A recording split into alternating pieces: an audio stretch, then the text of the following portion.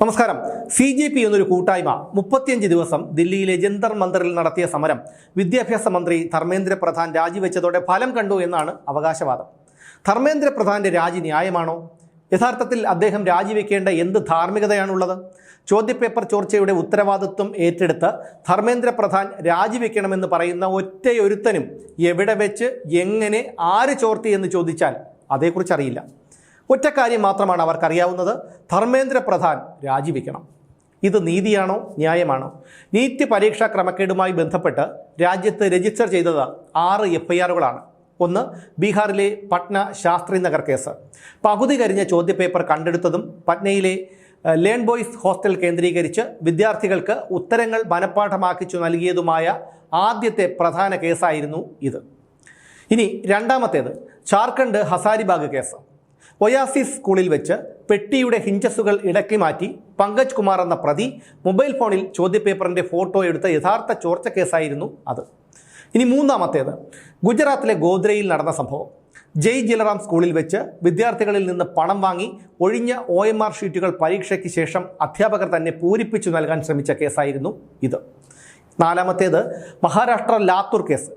അനുകൂലമായ പരീക്ഷാ കേന്ദ്രങ്ങളിൽ പരീക്ഷ എഴുതാനുള്ള സൗകര്യമുണ്ടാക്കി നൽകാനും പരീക്ഷാ ഹാളിൽ വഴിവിട്ട് സഹായം നൽകാനുമായി അധ്യാപകർ ലക്ഷക്കണക്കിന് രൂപ വാങ്ങിയ അഡ്മിഷൻ മാഫിയ കേസായിരുന്നു ഇത്. ഇനി അഞ്ചാമത്തേത് രാജസ്ഥാൻ ജയ്പൂരിലെ കേസ്. പരീക്ഷാ ഹാളിൽ വിദ്യാർത്ഥികൾക്ക് പകരം മറ്റൊരാളെ ഇരുത്തി പരീക്ഷ എഴുതിക്കാൻ ശ്രമിച്ച കേസായിരുന്നു ഇത്. ആറാമത്തെ കേസ് ഡൽഹി സൈബർ കേസായിരുന്നു. ടെലഗ്രാമും വാട്സാപ്പും അടക്കമുള്ള സോഷ്യൽ മീഡിയകൾ വഴി വ്യാജ ചോദ്യപേപ്പറുകൾ പ്രചരിപ്പിക്കുകയും തീയതികൾ എഡിറ്റ് ചെയ്ത് കുട്ടികളിൽ നിന്ന് ലക്ഷങ്ങൾ തട്ടിയെടുക്കുകയും ചെയ്ത സൈബർ ക്രൈം കേസ്. ഈ ഓരോ കേസും വിശകലനം ചെയ്താൽ അത്രയ്ക്ക് രസകരവും എന്നാൽ ഭയപ്പെടുത്തുന്നതുമാണ് എന്ന് നമുക്ക് മനസ്സിലാക്കാൻ കഴിയും. ഇതിൽ കുറ്റക്കാർ ആരാണെന്ന് ഇത് കേട്ടിട്ട് നിങ്ങൾ തന്നെ തീരുമാനിക്കുക. ധർമ്മേന്ദ്ര പ്രധാനാണോ ഇതിൻ്റെ എല്ലാം ഉത്തരവാദി? പരീക്ഷാ പേപ്പറിൻ്റെ യഥാർത്ഥ ചോർച്ച നടന്നത് ജാർഖണ്ഡിലെ ഹസാരിബാഗിലും അതിൻ്റെ ഗുണഭോക്താക്കൾ ബീഹാറിലെ പട്നയിലുമുള്ള ഒരു ചെറിയ സംഘം വിദ്യാർത്ഥികളും മാത്രമാണ്. ഗുജറാത്ത്, മഹാരാഷ്ട്ര, രാജസ്ഥാൻ എന്നിവിടങ്ങളിൽ രജിസ്റ്റർ ചെയ്യപ്പെട്ട കേസുകളിൽ ചോദ്യപേപ്പർ മുൻകൂട്ടി ചോർന്നിട്ടില്ല. പകരം പ്രാദേശികമായി പണം തട്ടാനും OMR ഷീറ്റുകളിൽ തിരുത്തൽ വരുത്താനും നടത്തിയ പ്രാദേശിക തട്ടിപ്പുകൾ മാത്രമാണിത്. യഥാർത്ഥത്തിൽ നടന്നത് 2 കേസുകളാണ്. ഗുജറാത്ത്, മഹാരാഷ്ട്ര, രാജസ്ഥാൻ എന്നിവിടങ്ങളിൽ നടന്നത് ടെലിഗ്രാമിലൂടെയുള്ള തട്ടിപ്പായിരുന്നു. ടെലിഗ്രാമിൽ മുമ്പ് അയച്ച മെസ്സേജ് എപ്പോൾ വേണമെങ്കിലും എഡിറ്റ് ചെയ്യാനുള്ള ഓപ്ഷനുണ്ട്. വാട്സാപ്പ് പോലെയുള്ള മെസ്സഞ്ചർ ആപ്പുകളിൽ നിശ്ചിത സമയം കഴിഞ്ഞാൽ പിന്നെ എഡിറ്റ് ചെയ്യാൻ കഴിയില്ല. അതുകൊണ്ട് തന്നെ ടെലഗ്രാമിൻ്റെ ഈ ഫീച്ചർ അവർ തട്ടിപ്പ് നടത്താനായി ഉപയോഗിച്ചു എന്നുള്ളതാണ്. തട്ടിപ്പുകാർ പരീക്ഷ കഴിഞ്ഞതിനു ശേഷം, അതായത് മെയ് 5-ാം തീയതി വൈകുന്നേരം യഥാർത്ഥ ചോദ്യപേപ്പർ കൈക്കലാക്കി. പിന്നീട് അവർ ടെലഗ്രാം ചാനലിൽ മെയ് 4-ന് ഇട്ടിരുന്ന ഒരു സാധാരണ മെസ്സേജ് എഡിറ്റ് ചെയ്ത് അതിലേക്ക് ഈ യഥാർത്ഥ ചോദ്യപേപ്പറിൻ്റെ PDF അപ്ലോഡ് ചെയ്തു. സ്ക്രീൻഷോട്ട് എടുത്ത് നോക്കുമ്പോൾ പരീക്ഷയ്ക്ക് ഒരു ദിവസം മുൻപ്, അതായത് മെയ് 4-ന് പേപ്പർ ചോർന്നു എന്ന് തോന്നിപ്പിക്കാൻ ഇവർക്ക് കഴിഞ്ഞു. ഫോറൻസിക് പരിശോധനയിൽ ഈ തട്ടിപ്പ് CBI കണ്ടെത്തുകയും ചെയ്തു. പരീക്ഷാ സമയത്ത് ടെലഗ്രാമിൽ paper leaked NEET, private mafia, re NEET mafia തുടങ്ങിയ പേരുകളിൽ 100 കണക്കിന് വ്യാജ അക്കൗണ്ടുകൾ പ്രത്യക്ഷപ്പെട്ടു.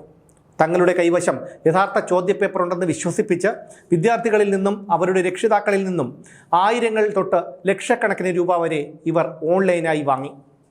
പണം കിട്ടിക്കഴിഞ്ഞാൽ ഇവർ വിദ്യാർത്ഥികൾക്ക് നൽകിയിരുന്നത് ഇൻ്റർനെറ്റിൽ നിന്നും കിട്ടുന്ന ചില മോക്ക് ടെസ്റ്റ് പേപ്പറുകളോ മുൻ വർഷങ്ങളിലെ ചോദ്യങ്ങളോ മാത്രമായിരുന്നു. ടെലഗ്രാം ചാനലുകൾ വഴി വ്യാജ ചോദ്യപേപ്പറുകൾ വിൽക്കുന്നതും കുട്ടികളെ വഞ്ചിക്കുന്നതും തടയാൻ വെറുതെ ചാനലുകൾ ബ്ലോക്ക് ചെയ്താൽ മാത്രം പോരാ എന്ന് സർക്കാർ തിരിച്ചറിഞ്ഞു. കാരണം ഒരെണ്ണം പൂട്ടുമ്പോൾ തട്ടിപ്പുകാർ പുതിയ ഗ്രൂപ്പുകളും ബോട്ടുകളും ഉണ്ടാക്കിക്കൊണ്ടേയിരുന്നു.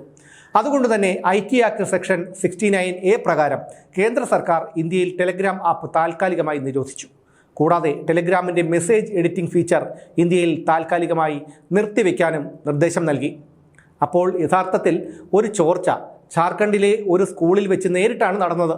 എന്നാൽ അത് ഇന്ത്യ മുഴുവൻ വലിയൊരു ഭീതിയായി മാറ്റിയതിലും ലക്ഷക്കണക്കിന് രൂപയുടെ ഓൺലൈൻ സാമ്പത്തിക തട്ടിപ്പുകൾക്ക് വഴിയൊരുക്കിയതിലും ടെലഗ്രാം എന്ന പ്ലാറ്റ്ഫോം വലിയ രീതിയിൽ ദുരുപയോഗം ചെയ്യപ്പെട്ടു എന്നതുകൊണ്ടാണ് അത് നിരോധിക്കേണ്ടി വന്നത് എന്നുള്ളതാണ് യാഥാർത്ഥ്യം. ഇത്രയും ദിവസം ധർമ്മേന്ദ്ര പ്രധാന്റെ രാജിക്ക് വേണ്ടി മുറവിളി കൂട്ടിയവരാണല്ലോ നിങ്ങളിൽ പലരും. ഈ കേസുകളിൽ എത്ര എണ്ണം നിങ്ങൾക്കറിയാമായിരുന്നു? ഇതിൽ ഏത് വിധത്തിലാണ് ധർമ്മേന്ദ്ര പ്രധാൻ കുറ്റക്കാരനാകുന്നത്? ഇതെല്ലാം സംഭവിച്ചയുടൻ തോറ്റ് തുന്നം പാടി ആയുധം താഴെ വയ്ക്കുകയല്ല അദ്ദേഹം ചെയ്തത്. കേസുകൾ 6 കോടതിയിലാണ്. 45 പേരെ അറസ്റ്റ് ചെയ്തിട്ടുണ്ട്. കുറ്റം തെളിഞ്ഞാൽ 10 വർഷം വരെ കഠിന തടവും 10 കോടി രൂപ വരെ പിഴയും വിധിച്ചേക്കാം. ഇതിൽ കേസിൽ നേരിട്ടുള്ള കുറ്റവാളികളും കുട്ടികളുടെ രക്ഷിതാക്കളും ഉൾപ്പെടും. ഇതൊന്നും പോരാതെ പഴുതടച്ച് ഫലപ്രദമായി പുനർപരീക്ഷ നടത്തി വിജയികളെയും പ്രഖ്യാപിച്ചിട്ടാണ് ധർമ്മേന്ദ്ര പ്രധാൻ രാജിവെച്ച് ഇറങ്ങിപ്പോകുന്നത്. ഉത്തരവാദിത്വപ്പെട്ട ഒരു സ്ഥാനത്തിരിക്കുന്ന വ്യക്തി തൻ്റെ കീഴിലുള്ള സിസ്റ്റം പിഴവില്ലാതെ നടത്തിക്കൊണ്ടു പോകാനുള്ള കഴിവുള്ളവനായി മാത്രം ഇരുന്നിട്ട് കാര്യമില്ല. ഒരു പ്രശ്നമുണ്ടായാൽ, ഒരു പിഴവ് ശ്രദ്ധയിൽപ്പെട്ടാൽ അത് പരിഹരിക്കാനുള്ള കഴിവ് കൂടി വേണം. ധർമ്മേന്ദ്ര പ്രധാൻ തനിക്ക് ആ കഴിവുണ്ടെന്ന് തെളിയിച്ചിട്ടാണ് രാജിവെച്ച് പോകുന്നത്. അദ്ദേഹം ഒരേ സമയം നല്ലൊരു ഭരണാധികാരിയും ഉത്തരവാദിത്വമുള്ള പൗരനുമാണ്. സ്വാതന്ത്ര്യദിനം അടുത്തു വരുന്ന ഈ സമയത്ത് അതീവ സുരക്ഷാ മേഖലയായ ഡൽഹിയിൽ നടക്കുന്ന ഈ സമരം തുടർന്നു പോയാൽ രാജ്യവിരുദ്ധ ശക്തികൾ രാജ്യത്തെ നശിപ്പിക്കാൻ അത് മുതലെടുക്കുമെന്ന് മനസ്സിലാക്കിയ ആ മനുഷ്യൻ അങ്ങനെ ഉണ്ടാകാതിരിക്കാൻ കൂടിയാണ് പടിയിറങ്ങുന്നത്. അതുകൊണ്ട് തന്നെ തോറ്റ് തലകുനിച്ചല്ല, വിജയിച്ച് തല ഉയർത്തിയാണ് പോകുന്നത്. മന്ത്രിസഭ പുനഃസംഘടന BJP ആദ്യമേ തീരുമാനിച്ചതാണ്. ആ വാർത്തകൾ വന്നതിന് ശേഷമാണ് CJP പ്രതിഷേധം തുടങ്ങിയത്.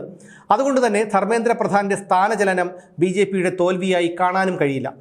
ആത്മഹത്യ ചെയ്ത വിദ്യാർത്ഥികളുടെ കുടുംബങ്ങൾക്ക് നഷ്ടപരിഹാരം നൽകുന്ന കാര്യവും മുമ്പേ പ്രഖ്യാപിക്കപ്പെട്ടതാണ്. അല്ലാതെ CJP ആവശ്യപ്പെട്ടിട്ടല്ല. മറ്റു ബദലുകളൊന്നും നിർദ്ദേശിക്കാനില്ലാതെ വെറുതെ ബഹളം വെച്ചുണ്ടാക്കിയ സമരം ശനിയാഴ്ച അവസാനിപ്പിക്കുമ്പോൾ ഇനി ഒന്നും പറഞ്ഞ് സമരം ചെയ്യാനോ രാജ്യത്ത് അരക്ഷിതാവസ്ഥകൾ സൃഷ്ടിക്കാനോ കഴിയില്ല എന്നതുകൂടി പ്രതിഷേധക്കാരും അവരെ പിന്തുണയ്ക്കുന്നവരും മനസ്സിലാക്കണം.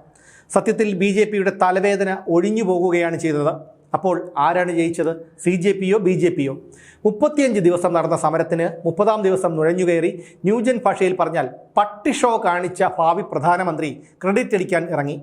പക്ഷേ 10-12 കൊല്ലം അയാളെ കൊണ്ട് കഴിയാത്തത് കുറെ പീക്കിരി പിള്ളേർ 35 ദിവസം കൊണ്ട് സാധിച്ചെടുത്തു എന്നുള്ളതാണ്. ഇയാളാണ് ഈ 12 കൊല്ലം ഇന്ത്യ ഭരിച്ചിരുന്നതെങ്കിലെന്ന് വെറുതെയെങ്കിലും നിങ്ങളൊന്ന് ഓർത്തു നോക്കണം. മോദിയെ താഴെ ഇറക്കുമെന്ന് വെല്ലുവിളിച്ച് 10 മിനിറ്റ് കഴിഞ്ഞപ്പോഴേക്കും അഭിജിത്ത് ദീപികയ്ക്ക് ടൈഫോയിഡ്. കേന്ദ്രമന്ത്രിമാരോടൊപ്പം പത്രസമ്മേളനം, സമരം കഴിഞ്ഞു. മോദി പോയി യോഗി വന്നാൽ തീരാവുന്ന പ്രശ്നമേ ഇപ്പോൾ ഇവിടെയുള്ളൂ, പ്രത്യേകിച്ച് കേരളത്തിൽ. എന്തായാലും സമരം അവസാനിച്ചു. പക്ഷേ സമരം അവസാനിപ്പിക്കാൻ കേന്ദ്ര സർക്കാർ തയ്യാറായെങ്കിൽ അത് വെറുതെയല്ലെന്ന് കൂടി മനസ്സിലാക്കണം.